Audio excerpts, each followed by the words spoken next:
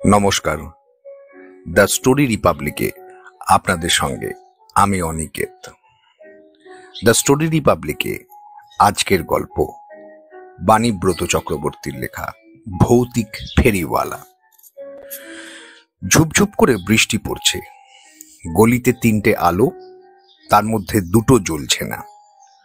গলিটা খুবই সরু, ভুল করেও কোনো গাড়ি এখানে ঢুকে পড়ে না, তবে রিক্সার কামাই নেই। গলির দুপাশের বাড়িগুলি অতি পুরনো, কয়েকটা তো একেবারে জরাজীর্ণ। এইসব বাড়িগুলির গায়ে গত 50 বছর ধরে কোনো রং পড়েনি। এই গলিতে কয়েকটা গুদাম ঘর, একটা কয়লার দোকান, 2-4টে ছোটখাটো দোকানও আছে। আর আছে খানকতক বসত বাড়ি, সেখানে কিছু ফিরিঙ্গি আর 2-1 ঘর চীনে থাকে। এইরকম একটা গলি যে কলকাতায় আছে তা রজনীবাবুর জানা ছিল না। মুকুন্দ মাইতি বলেছিল এই গলিটাকে বলা হয় চ্যাটার্টনের গলি। ভদ্রলোকের কথা শুনে রজনীবাবু শুধু অবাকই হননি, বিরক্ত হয়েছিলেন। মুকুন্দকে ধমক দিয়েছিলেন, সাত সকালে এসে কিসব গাঁজাখুরি শুরু করলেন বলুন তো। মুকুন্দ মাইতি ফিক করে একটু হেসেছিলেন। আগে সেখানে চলুন, 3 রাত থাকুন, যা যা বলছি তা অক্ষরে অক্ষরে মিলে যাবে। রজনীবাবু জিজ্ঞাসা করেছিলেন, চ্যাটার্টনের গলির জায়গাটা কোথায়? নিউ মার্কেটের পেছনের রাস্তা আপনার জানা আছে? জানা থাকবে না কেন, ও তো মার্কেট স্ট্রিট। ঠিক বলেছেন, ওই রাস্তারই কাছাকাছি চ্যাটার্টনের গলি। তাহলে ওই কথাই রইল। পরশুদিন রাত 10টায় আসবো, একটা ট্যাক্সি নিয়ে চলে যাব। আপনি আমাকে আপাতত 1000 টাকা দিন। রজনীবাবু 10টা 100 টাকার নোট মুকুন্দর হাতে গুঁজে দিয়ে বলেছিলেন, যান এবার ভাগুন। মুকুন্দ উঠেছিল। ঠ্যাঙা চেহারা, মাথায় টাক, আর থেকে থেকে মটমট করে আঙুল মটকায়। বিদায় নেওয়ার আগে মুকুন্দ একটু থেমেছিল। ট্যাক্সিতে নিয়ে যাব, তবে গলির ভিতরে গাড়ি ঢুকবে না। মিন্টো হাউসে পৌঁছতে হলে 10 মিনিট কিন্তু হাঁটতে হবে। রজনীবাবু মাথা নেড়েছিলেন। হাঁটতে পারবো না ভাই, রিক্সা নেই। ঠিক আছে, রিক্সার ব্যবস্থা না হয় করা যাবে, আরো 10টা টাকা দিন। রজনীবাবু রক্তচক্ষু তুলে মুকুন্দ মাইতির দিকে তাকিয়েছিলেন। তাতেও মুকুন্দ নির্লজ্জের মতো বলেছিলেন, কত বড় একটা কাজ আপনার জন্য করতে যাচ্ছি বলুন। এবার আপনার হাত থেকে যে গপ্প বেরোবে তা পড়ে মানুষের তাক লেগে যাবে। রজনীবাবু পকেট থেকে আরো 10 টাকা বার করে দিয়েছিলেন। কেবল ভূতের গল্প লিখে একজন মানুষ কত বিখ্যাত হতে পারেন তার জলজ্যান্ত দৃষ্টান্ত স্বয়ং রজনীবাবু। থাকেন কালীঘাটে, বিয়ে করেননি, কাজের লোক হরিকে নিয়ে আছেন। কিভাবে মুকুন্দ মাইতির সঙ্গে তার আলাপ হলো সেটা জানানো দরকার। একদিন সকালে হরি এসে বলল, এক ভদ্রলোক আপনার সঙ্গে দেখা করতে এসছেন। তখন বেলা 9:30। সবে ঘুম থেকে উঠে 1 কাপ চা খেয়ে একটা সিগারেট ধরিয়েছেন। রজনীবাবু গতকাল সারা রাত ধরে একটা গল্প লিখেছেন, অবশ্যই ভূতের গল্প। অনেকদিন পর একটা গল্প লিখতে পেরে তার মনটা বেশ প্রফুল্ল। তাই প্রসন্ন মুখে হরিকে জিজ্ঞাসা করলেন, কে এসেছেন, চিনিস নাকি? না, একে কোনোদিন দেখিনি। অন্যদিন হলে রজনীবাবু বাইরের লোকের সঙ্গে তখনই দেখা করতেন না। দর্শন প্রার্থীকে হয়তো ফিরে যেতে হতো বা বেশ কিছুক্ষণ অপেক্ষা করতে হতো। কিন্তু আজ রজনীবাবুর মেজাজ ভালো আছে। একটু পরে অমানিসা পত্রিকার সম্পাদক কিঙ্কর বর্মন আসবেন, গল্পটা তাকে দেবেন, তিনি কথা দিয়েছেন। কিঙ্কর বর্মনের সঙ্গে রজনীবাবুর পরিচয় আজকের নয়। তিনি যেমন ভূতের গল্প ছাড়া অন্য কিছু লেখেন না, তেমনি অমানিসা পত্রিকাতে ভূতের গল্প ছাড়া অন্য কোনো গল্প ছাপা হয় না। সুতরাং কিঙ্কর বর্মন আসার আগে এই লোকটাকে বিদায় করতে হবে। রজনীবাবু হরিকে গিয়ে বললেন, লোকটাকে এই ঘরে নিয়ে আয়। লোকটাকে ঘরে পৌঁছে দিয়ে হরি চলে গেল। লোকটার মাথায় টাক, বেশ ঠ্যাঙা।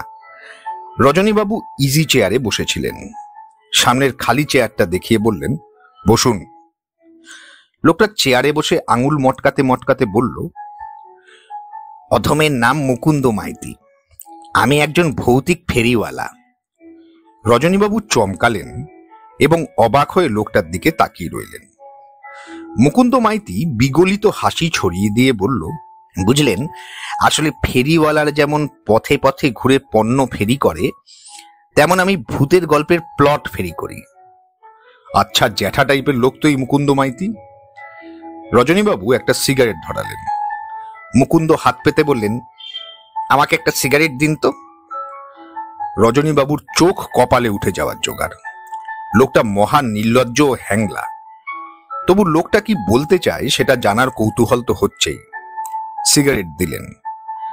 সিগারেট ধরিয়ে মুকুন্দ মাইতি বলল, আগে আপনি বিখ্যাত মানুষ, ভূতের গল্প ছাড়া অন্য কিছু লেখেন না এটাও জানি, তাই ভাবলাম যাই, আপনার তো গল্প চাই। রজনীবাবু গম্ভীর স্বরে বললেন, প্লট যখন আপনার মাথায় আসে তখন তো নিজে লিখলেই পারেন। মুকুন্দ হো হো করে হেসে উঠল। আঙুল মটকাতে মটকাতে বলল, বেড়ে বলেছেন, আমি লিখব গপ্প। আপনি তাহলে আসুন, অন্যের প্লট নিয়ে আমি গল্প লিখি না। আগে প্লট পাবো কোথায়? আমার না আছে বিদ্যে, না আছে বুদ্ধি, প্রতিভা তো দূরের কথা। তাহলে এতক্ষণ যে বলছিলেন আপনি গল্পের প্লট ফেরি করেন? মাথা ঝাঁকালো মুকুন্দ। দাঁড়ান, ব্যাপারটা আপনাকে একটু বুঝিয়ে দিই। আমি কলকাতায় কিংবা আশেপাশে কোথায় কোথায় ভুতুরে বাড়ি আছে তার হদিশ রাখি। সেসব ভৌতিক কাণ্ডের চাক্ষুষ অভিজ্ঞতা আমার আছে। যারা এইরকম ভৌতিক ক্রিয়াকাণ্ড দেখতে ইচ্ছুক আমি তাদের সাহায্য করি, বিনিময়ে সামান্য কিছু দক্ষিণা নিয়ে থাকি। রজনীবাবু নড়ে চড়ে বসলেন। বললেন, আমাকে কি সুলুক সন্ধান দেবেন আগে সে কথাটা শুনি, তারপর ভাববো আপনার প্রস্তাব গ্রহণ করব কিনা। চ্যাটারটনের গলির ভেতরে মিন্টো হাউস। আপাতত সেই বাড়ির দোতলায় একটা ঘরের জানলার সামনে তক্তপোষের ওপর বসে আছেন রজনীবাবু। রাত এখন 12:20, অন্তত রজনীবাবুর হাত ঘড়ি তাই বলছে। 10:05 একটা টিফিন ক্যারিয়ারে রুটি, তরকারি আর ডিমের ডালনা দিয়ে গিয়েছিল মুকুন্দ। খাবারের দরুন হাত বাড়িয়ে 20টা টাকাও আদায় করেছে। কাল রাত্রিরে রজনীবাবু এই মিন্টো হাউসে এসেছেন। কাল রাতে খাওয়া দাওয়ার ঝামেলা ছিল না, বাড়ি থেকে খেয়ে এসেছিলেন। আজও সেই রকম ইচ্ছে ছিল, কিন্তু মুকুন্দ মাইতি বাদ সাধল। বলল, রজনীবাবু, আজ খাবারটা কিন্তু মিন্টো হাউসে বসে খাবেন। রজনীবাবু ভেবেছিলেন বোধহয় মুকুন্দ তাকে ভোজনে আপ্যায়িত করবেন। সে গুড়ে বালি। মুকুন্দ মাইতির প্রস্তাবটা রজনীবাবুর কাছে বেশ লোভনীয়। চ্যাটারটনের গলির ভেতরে মিন্টো হাউসে কেবল 3টে রাত কাটানো, সকালে বাড়ি ফিরে আসা, আবার রাত 10টায় নিজের বাড়ি থেকে বেরিয়ে মিন্টো হাউসের দোতলার এই ঘরটায় ঢুকে পড়া। এই গলিটার নাম তো মার্কেট স্ট্রিট, তবে চ্যাটারটনের গলি বলা হচ্ছে কেন? মুকুন্দ নিজেই এ প্রশ্ন তুলেছে এবং নিজেই এর উত্তর দিয়েছে। আসলে 130 বছর আগে এই মিন্টো হাউসে এক সাহেব থাকত, তার নাম চ্যাটারটন। চৌরঙ্গিপাড়ায় একটা হোটেলে ওই সাহেব নাকি বেহালা বাজাতো। তা টিভিতে ওই সাহেবের মৃত্যু হয় এই ঘরে। তার প্রেতাত্মাকে এই বাড়িতে ঘুরে বেড়াতে দেখা যায়। মুকুন্দ মাইতি রজনীবাবুকে অভয় দিয়ে বলেছেন, তবে স্বস্তির কথাটা হলো চ্যাটারটন কখনো নিজের ঘরে ঢোকেন না। আপনার ভাগ্যে যদি থাকে তবে সাহেবকে দেখবেন বারান্দায়, উঠোনে, কিংবা সাহেব সিঁড়ি দিয়ে উঠছে অথবা নামছে। হয়তো দেখবেন গলির ভেতরে একটা পুরনো বাড়ির দেওয়ালে ঠেস দিয়ে বসে লোকটা বেহালা বাজাচ্ছে। এমনকি এই বাড়ির সিঁড়ির ধাপে বসেও চ্যাটারটন বেহালা বাজাতে পারে। রজনীবাবু একটু মুচকি হেসে বলেছেন, তাহলে আপনি বলছেন যদি ভাগ্য সুপ্রসন্ন হয় তাহলে সাহেব ভূতকে দেখতে পাবো, কিন্তু ভাগ্য যদি বিরূপ হয়, চ্যাটারটনকে যদি একবার চোখের দেখা দেখতে না পাই, তাহলে আপনাকে দেওয়া টাকাগুলো ফেরত পাবো তো? একটু থমকে যান মুকুন্দ, তারপর বিগলিত হেসে বলেছে, পাবেন বই কি, তবে আমি জানি ভৌতিক ব্যাপারে আপনার ভাগ্য বরাবর সুপ্রসন্ন। প্রথম রাত রজনীবাবুর ওপর ভাগ্য দেবতা পুরোপুরি প্রসন্ন ছিলেন না, তবে তার প্রসন্নতা খানিকটা হলেও হয়তো পেয়েছিলেন। কাল তখন মাঝরাত্রির, কিছুতেই ঘুম আসছিল না। বিছানায় শুয়ে এপাশ ওপাশ করছিলেন। একসময় উঠে বসলেন। বসে খোলা জানলা দিয়ে গলিটার দিকে তাকিয়েছিলেন। কালকেও গলিতে 3টের মধ্যে একটা আলো জ্বলছিল। আশপাশের কোনো কোনো বাড়িতে হয়তো আলো জ্বলছিল, খড়খড়ির ফাঁক দিয়ে সামান্য একটু আলো রাস্তায় এসে পড়েছিল। হঠাৎ রজনীবাবুর মনে হলো অনেক দূরে গলির ভেতর একটা লোক দাঁড়িয়ে আছে। তিনি চোখ কুঁচকে লোকটাকে দেখার চেষ্টা করলেন। কিছুই বোঝা যাচ্ছিল না, শুধু বোঝা যাচ্ছিল ঢ্যাঙা গোছের একটা লোক। লোকটা মনে হয় একটা বাড়ির দেওয়ালে পিঠ দিয়ে দাঁড়িয়ে আছে, বুকের কাছে কি যেন একটা ধরে আছে, আর খুব ক্ষীণ স্বরে একটা বেহালার সুর শুনতে পাচ্ছিলেন তিনি চোখ বন্ধ করে বেহালার সুরটা শোনার চেষ্টা করলেন। তখনই বেহালা থেমে গেল। রজনীবাবু চোখ খুলে তাকালেন, কেউ কোথাও নেই। তিনি নিজেকে প্রশ্ন করলেন, তাহলে কি ভুল দেখলাম? সবটাই কি আমার মনের ভুল? তারপর প্রায় ভোর রাত পর্যন্ত রজনীবাবু জেগে বসছিলেন, আর কিছু দেখতে পাননি। তাই আজ অনেক আশা নিয়ে বসে আছেন। আজ আবার সন্ধ্যে থেকে ঝুপঝুপ করে বৃষ্টি পড়ছে। একটানা জানলার ধারে বসে থাকতে থাকতে কেমন যেন ঘুম ঘুম পাচ্ছিল। রজনীবাবু বিছানার ওপর শুয়ে পড়লেন। এই ঘরে একটা টিমটিমে আলো জ্বলছে। ছোট ঘর, একটা তক্তপোষ আর একটা কাঠের আলমারি। আসবাব বলতে এই, ঘরের বাইরে সরু বারান্দা, বারান্দার কোণে একটা কলঘর। মিন্টো হাউস যে বাড়িটার নাম, তা কিন্তু বাড়িটার গায়ে কোথাও লেখা নেই। নিচে দুটো ঘর তালাবন্ধ, মাঝখানে এক চিলতে উঠোন। উঠোন থেকে লোহার ঘোরানো সিঁড়ি দিয়ে দোতলায় উঠতে হয়। ওপরতলায় 3খানা ঘর, তার মধ্যে এই ঘরটাই যা আস্ত। কার বাড়ি এবং এখন এখানে কে থাকে এসবের কোনো স্পষ্ট উত্তর মুকুন্দর কাছ থেকে পাওয়া যায়নি। তার ওই এক কথা, ভূত দেখতে এসছেন, ভূত দেখে চলে যাবেন, ব্যাস। তাছাড়া আমিও সবকিছু জানি নাকি? আমাদের মিলের গজাননের কাছ থেকে এই বাড়ির চাবিটা জোগাড় করেছি। মাঝে মাঝে 2-4 দিন এই ঘরে থাকতে হয় কিনা, সেই সুবাদেই সাহেবের প্রেতাত্মা আমি দেখেছি। রজনীবাবু অবাক হয়ে জিজ্ঞাসা করেছিলেন, আপনি আবার মিলেও কাজ করেন নাকি? বারে, ভূতের ফেরিওয়ালা হয়ে পেট চালানো যায়? উলুবেড়ের জগদ্ধাত্রী জুট মিলের স্টোর কিপারের কাজ করি। চাকরিটা তো পার্মানেন্ট না, 6 মাস কাজ, 2 মাস বসে থাকা। কাজ যখন থাকে না তখন কলকাতায় চলে আসি, হোটেলে খাই আর এই ঘরে ঘুমোই। তাহলে তো এখন আপনার এই ঘরে থাকার কথা। দুটি প্রাণী একসঙ্গে থাকলে সাহেব দেখা দেবে না, তাই তালতলায় 3 দিন পিসির বাড়িতে থাকব। রজনীবাবুর অনেক রাত পর্যন্ত জেগে থাকার অভ্যেস। রাত জেগে তিনি লেখেন, অথচ আজ ঘুম পাচ্ছে কেন? খানিকটা তন্দ্রা মতো এসে গিয়েছিল। হঠাৎ বেহালার করুণ সুর শুনে ধর্মর করে উঠে বসলেন। জানলা দিয়ে গলিটার দিকে তাকালেন। কই, কিছু তো দেখা যাচ্ছে না। কান পেতে বেহালার সুর শুনলেন। এবার মনে হলো বেহালার আওয়াজ এই মিন্টো হাউসের ভেতর থেকেই আসছে। বিছানা থেকে নেমে ভেজানো দরজা খুলে বারান্দায় এলেন। নিচের দিকে তাকিয়ে থমকে গেলেন। লোহার ঘোরানো সিঁড়িটার শেষ ধাপে একটা লোক বসে বেহালা বাজাচ্ছে। ঝুপঝুপে বৃষ্টিটা আপাতত থেমেছে, কিন্তু আকাশে এখনো মেঘ। মিন্টো হাউসের পেছনের দিকে একটা বাড়ির তেতলার 3টে ঘরে এত রাতেও আলো জ্বলছে। বন্ধ কাচের সার্সির ভেতর থেকে ওই আলোর একটুখানি এই উঠোনে এসে পড়েছে। তাতে লোকটাকে দেখা যাচ্ছে, কালো কোট প্যান্ট আর মাথায় কালো টুপি। লোকটা পেছন ফিরে বসে আছে, কাঁধের ওপর বেহালা, আর বেহালায় তারের ওপর ছট টেনে একটা করুণ সুর বাজাচ্ছে। অন্ধকার বারান্দায় চুপ করে দাঁড়িয়ে আছেন রজনীবাবু। লোকটা আপন মনে বেহালা বাজাচ্ছে। একটু পরে বাজনা থামলো। মেঘ একটু একটু করে সরে যাচ্ছে, উঁকি মারছে চাঁদ। এবার উঠোনে চাঁদের ফিকে আলো এসে পড়েছে।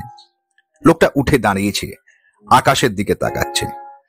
রজনীবাবুর গায়েও চাঁদের ফিকে আলো এসে পড়েছে। লোকটা যদি ঘুরে তাকায় রজনীবাবুকে দেখতে পাবে। তাই উনি একটু পিছিয়ে এসে অন্ধকার জমাট যেখানে হয়েছে তার ভেতরে ঢুকে পড়লেন। এখানে দাঁড়িয়েও তিনি লোকটাকে দেখতে পাচ্ছেন। ঠিক যা ভেবেছিলেন তাই। লোকটা এবার ঘুরে দাঁড়িয়ে মুখ তুলে এই বারান্দার দিকে তাকিয়ে আছে, কিন্তু রজনীবাবুকে দেখতে পাবে না। তিনি তো এখন অন্ধকারে লুকিয়ে আছেন। লোকটা কি সত্যি চ্যাটার্টনের প্রেতাত্মা? চাঁদের ক্ষীণ আলোতে মুখটা দেখাই যাচ্ছে না। রজনীবাবুর কেমন যেন সন্দেহ হচ্ছে। এবার লোকটা লোহার সিঁড়ির ধাপে সাবধানে বেহালা আর ছটটা রাখলো। রজনীবাবু 15 মিনিট আগে হাত ঘড়িতে দেখেছেন রাত 1:15। অনুমান করলেন 1:30 বাজে। লোকটা এখন দাঁড়িয়ে দাঁড়িয়ে নিজের আঙুল মটকাচ্ছে। কোথা থেকে ছুটে এলো দমকা হাওয়া, ঢ্যাঙা লোকটার টুপি উড়ে গেল। রজনীবাবু স্পষ্ট দেখতে পেলেন লোকটার মাথায় প্রশস্ত টাক। হঠাৎ জোরে বৃষ্টি এসে গেল। রজনীবাবু ছুটে ঘরে ঢুকে গেলেন। ঘরে ঢুকে প্রথমেই জানলাটা বন্ধ করলেন, তারপর গুম হয়ে বিছানার ওপর বসলেন। মনের ভেতরটা ছটফট করছে, রাগে মাথার শিরাগুলো বোধহয় ছিঁড়ে যাবে। মুকুন্দ মাইতি এইভাবে ঠকালো। লোকটাকে ভদ্র বলে মনে হয়েছিল, তাই বরাবর তিনি তাকে আপনি আপনি করেছেন। এখন তো দেখছেন লোকটা 1 নম্বরের চিটিংবাজ। কিরকম একটা গল্প ফেঁদেছিল, চ্যাটারটন সাহেবের গল্প, আর নিজেই কেমন চ্যাটারটন সেজে বেহালা বাজিয়ে রজনীবাবুকে ধোঁকা দিতে চেয়েছিল।